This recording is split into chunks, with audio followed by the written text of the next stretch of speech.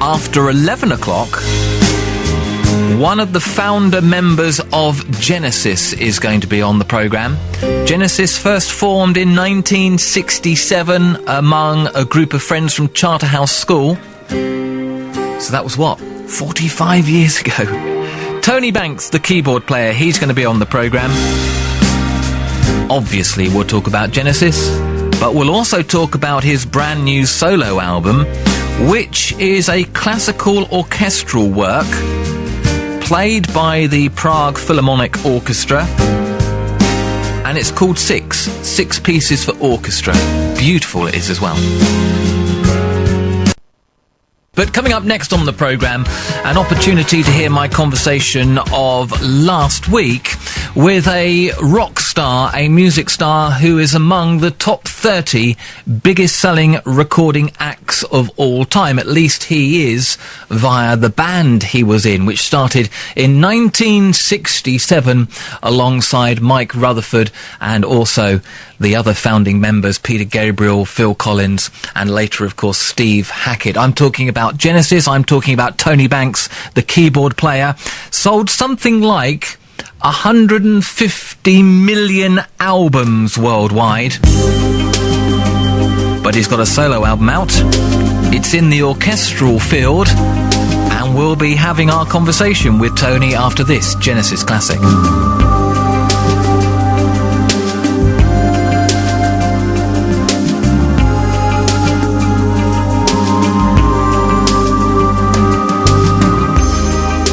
Hold on, my heart. Just hold on to that feeling. We both know we've been here before. We both know what can happen. Hold on, my heart. 'Cause I'm looking over your shoulder. Oh, please don't rush in this time. Don't show her how you feel. Hold on, my heart. Throw me a lifeline. I'll keep a place for you somewhere deep inside. So hold on, my heart. Please tell her to be patient, 'cause there has never been a time that I wanted something more.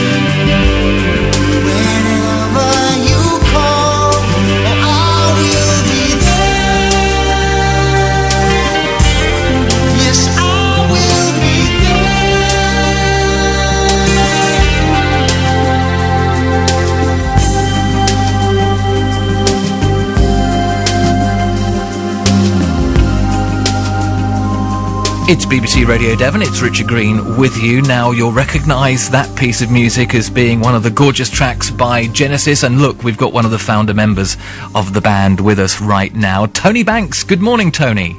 Good morning to you as well.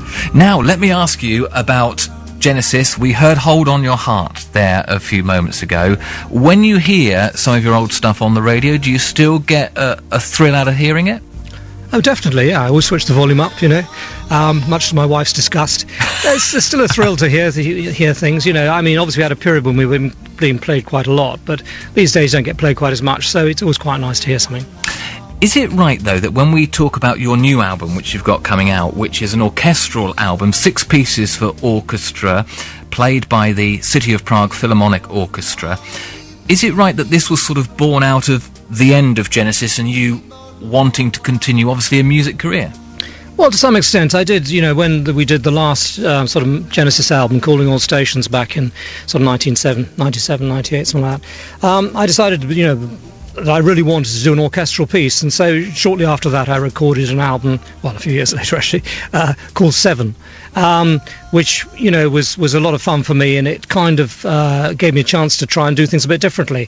And I felt when I did that record, I mean, it got reasonably well received, but I had a few misgivings about some of the way some of the things sounded, and I really felt I could do a much better job if I did it again. So I knew that sometime in the future I'd want to do that, and so this is what's happened with 6. I was able to kind of, working with an orchestra is so different from working with a group, because when you go in the studio with the orchestra, pretty much what you record and what you do then is what you end up with. That's it. Yes. There's not much you can do with it. Whereas, with a group, you're constantly changing it. I mean, we used to replace everything in Genesis tracks. We put down a rough thing, and then we'd kind of take this out, take that out, add to it. You could change the way the whole thing went. You change anything you like, really. And I got kind of used to doing that. And to do it the other way was really quite tricky, and I wasn't quite sure, and I wasn't really quite prepared enough when I went into the studio. This time, I made sure that I got everything as close to how I wanted it before we actually went into the studio, and that made a big difference. So would you describe that then as pressure on you as the composer of the music before you go into the studio with the orchestra there? In your mind's eye that you've got to get it 100% right. Well, yes, and that's why, I worked with an orchestrator, a guy called Paul Englishby, who was a very talented chap, and, we had a lot of backwards and forwards. I did some fairly, elaborate demos of all these things, which were kind of, gave a pretty good idea of what I wanted, but, some things obviously weren't practical, other things we fiddled around with. It's really in terms of the actual arrangement and all instruments used at times. So what I was able to do with both my sampling stuff and with his sampling stuff was to get a pretty good picture of how it would sound. These days, fortunately, you can get a pretty good approximation to a flute or something on the computer and everything. So you put it all together and you get a pretty good idea what it's going to sound like. It's still only a guide, and when you get into the studio, there's still quite a lot of things you've got to do. You always get lots of errors that have ended up in the just bum notes, if you like, in the scores. That takes a while to sort out, and then after that, it's a matter of interpretation, I suppose, and then bits that don't work. You can change a lot as you go along, but at least we had it sort of, I felt, 80-85% of it there before going in the studio, which made it a lot easier. I want to talk to you about Martin Robertson, who's on the album in a few moments' time, but perhaps you can explain to me, as a bit of a layman in terms of music. I love my music. I love playing music and playing songs, etc.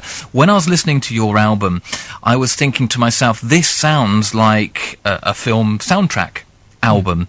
Is there a difference between what you have produced, 6 pieces for orchestra, and things that you've done in the past when you've been doing music for film? Well, the main difference, obviously, with film music is kind of has to be fairly simple and quite repetitive. You can take a theme and then embellish it and make something of it. But there's no way you can get away with the sort of the variety and stuff that is on this record. But it is thematic. There's no doubt that melody is perhaps what I do best. I don't know. And so there are every track has quite a strong melodic lines, or various melodic lines in it, and but with the saxophone piece, which perhaps opens it up with Martin Robertson, it perhaps is the most identifiably thematic, which means that you could take a piece out and say yes, you could use it. Yes, it could. Anything could work in a film. Anybody out there, any film directors, feeling they want a sort of a cheap soundtrack, Go ahead. Go ahead. Just send you an email. Send me an email. Don't even bother send me an email. Just do it. No, it's. I've always liked. I like film music, but the only thing about film music, sometimes I say it is a bit more limited, and this gives you a chance to be much more expressive. And 1 or 2 of the pieces on this, I think, do go, in terms of the sort of harmonies used and everything, go rather a long way for what would be most film. Well, we're going to hear a little burst of Siren in a moment. You sort of touched on it just for a second there when you mentioned Martin Robertson's name, and you said that it was saxophone led. That's unusual, isn't it, for orchestral pieces? Well, it's, there are quite a few pieces around with the saxophone. Obviously, it's coming in slightly more, I suppose. It's not a sort of totally conventional instrument to use as a lead instrument. I had 2 or 3 reasons to want to use it. One is I like the sound of the saxophone very much. The other is that Martin Robertson has been a close friend of mine, for virtually all his life, actually. I've known him since he was about 8, 9 years old. And so it was always a natural thing to use him, really. And he's a fantastic player, and he's done very well for himself. So that was one reason for using it. I think it's a haunting instrument. It's got perhaps more expressive in a way as a lead instrument than things like a clarinet or an oboe or something. But it's after the violin, which obviously I use as well on this, it's probably one of the more expressive of the classical instruments as a solo instrument.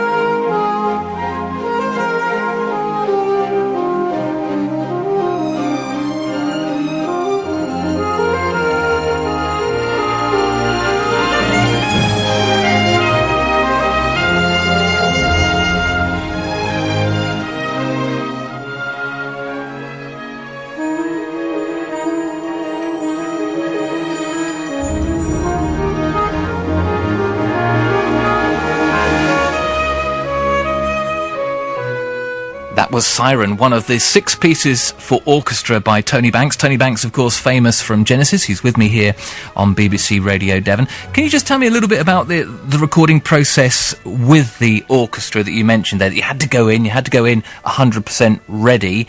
How much of an influence did you have when you were actually doing the recording there and then? Well, there's still a lot to do, really. I mean, I went into the studio this time, made certain I actually gave myself a whole day of just running through all the pieces so that we could iron out all the typos, all the errors in the score, which is actually quite a time-consuming business, and also just get a general idea of the flavour of how everything was sounding and anything obviously wrong.